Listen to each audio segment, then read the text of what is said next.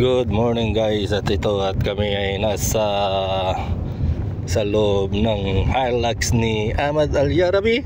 Hey, Pedro.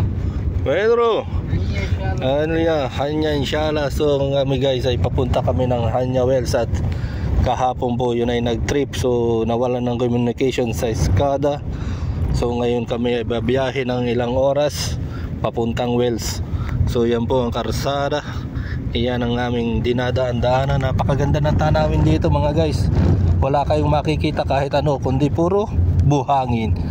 Yan lang po ang magandang tanawin dito. So yan, ito yung aming baon. May tinapay, may biscuit, may juice. Nandun yung aming susi. May permit. May Ahmad, this is the master. And this is the pilot, Hasan. Hasan Kidari.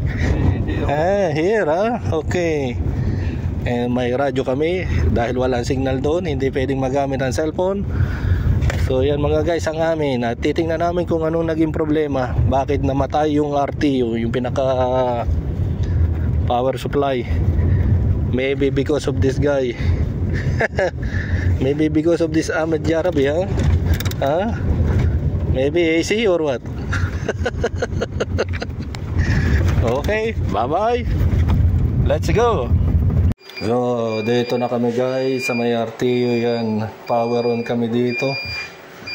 Energize na siya. So hinahanap namin bakit siya nag-trip. Ang aming suspecha ay dahil nitong AC. AC is working bro? No.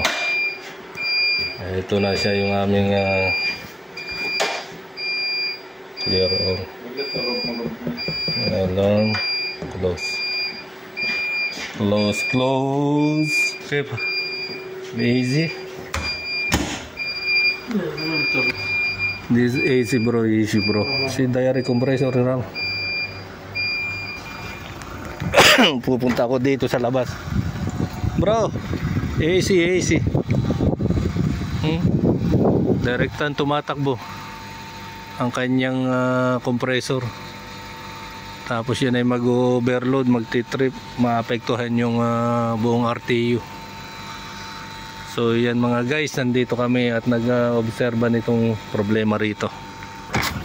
Ang issue nito guys ay ito, yung pan niya sa yan o, hindi umiikot, kaya trip.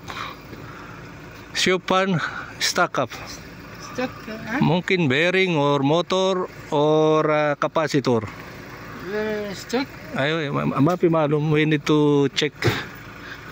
Okay, we need to do. Aking hanginan yung pinakapan. Titingnan ko kung iikot. Ito, tutukan ko na rin. Teknolohiya. Umikot.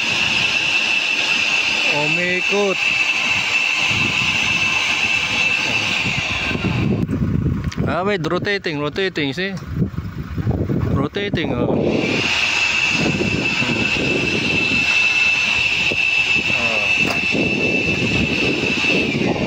But mungkin. So yan. Naayos na ni Master Ahmed. How are you?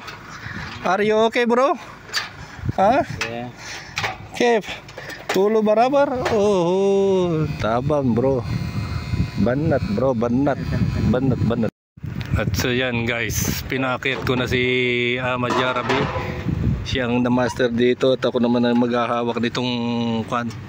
So suportahan ko to. So magpapalit kami ng capacitor. Motor pan? Ay, barabar that one. Capacitor muskil? Okay, change capacitor, but then we will check test. How about capacitor for pan, for motor? Small? Connector? Yeah. Maybe loose. Loose connection?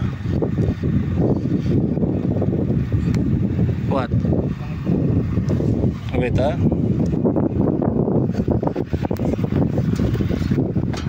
What you like? Aywa. Ahmad, take photo. No need. take photo. It's fine, it's fine. New kalas.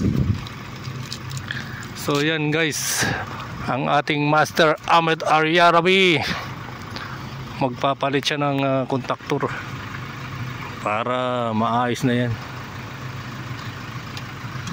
So yan guys, ang aming trabaho sa araw na to. At nandito tayo sa magandang tanawin dito. Kapag nag-trip po ito ay hindi tatakbo yung bomba na yan, ESP. Pati yung ito yung tinatawag naming BFD. BFD po yan. Hindi yan tatakbo, kaya walang tubig na masusuyop. So yan, nasa gitna kami ng desert mga guys, at napakaganda ng tanawin, walang makita. So let's G. At ito na siya, yan umiikot na yung kanyang pan dito sa labas ng yung outdoor unit niya. Tapos yung compressor niya tumatakbo rin, walang problema yung compressor niya, ito lang may problema. So ginawa namin, dinirekta namin yung connection nito, kasi pagka ginamit sa ikinonek sa contactor, tapos mayroon pang isang connection na relay, ayaw niyang gumana. So nung dinirekta namin tapos pinaikot namin ng manual, yan, tuloy-tuloy na yung ikot niya. Bukas babalikan pa namin yan, pero lumalamig na sa loob. Yun, si Hasan bumulagta na. Ito yung aming binaklas at tinignan. Nagpalit pa kami ng board, malamig na. So okay, very cool So I put in 20. It's cold. Binaklas na yung isa, ganun din The board of this one is from here, bro. From this side, the board we take from there and we fix here. Okay, yan, may babalikan pa kami bukas para sigurado. Maghanap kami nung spare ng spare nung pan tsaka motor. So we will change the pan and motor. The spare? Mo good? Kalas.